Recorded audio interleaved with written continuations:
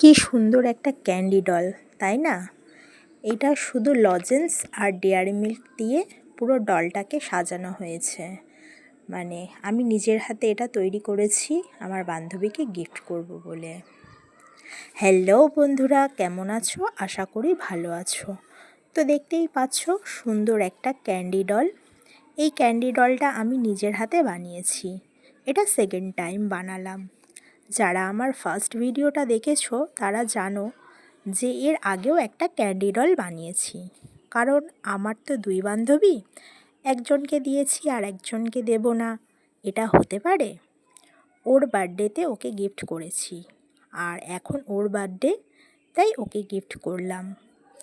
কথায় আছে বাঙালির 12 মাসে 13 পার্বণ, আর আমাদের 12 মাসে 1000 পার্বণ লেগে থাকে। কিছু না কিছু গিফট দেওয়া নেওয়া লেগেই থাকে। কিছু জিনিস নিজের হাতে বানিয়ে দিলে নিজেরও ভালো লাগে, আর যাকে দেব তারও ভালো লাগে।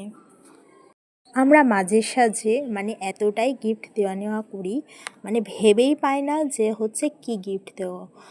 তো ড্রেস, জুয়েলারি, ব্যাগ এইসবগুলো তো আছেই, হামেশাই দিতে থাকি। বাট কিছু একটা ইউনিক জিনিস যদি দেওয়া হয় তো যাকে দেব তারও ভীষণ ভালো লাগবে, আমারও ভীষণ ভালো লাগবে।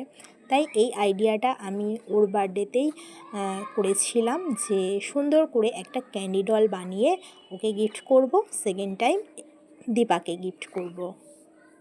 দেখতে বেশ সুন্দর লাগছে না ক্যান্ডি ডলটা? আমার তো ভীষণ ভালো লেগেছিল।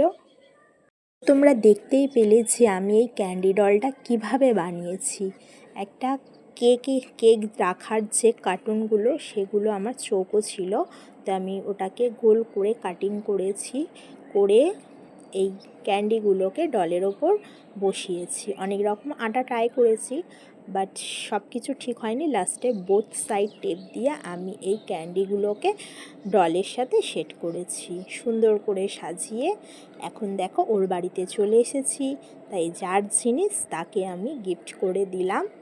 কেমন লাগলো বলো আমার এই ক্যান্ডি ডলটা? ভালো লাগলে লাইক কমেন্ট করো, আর সবাই ভালো থেকো।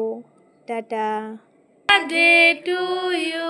সবাইকে ছেড়ে আমরা কেক কেটে ফেললাম।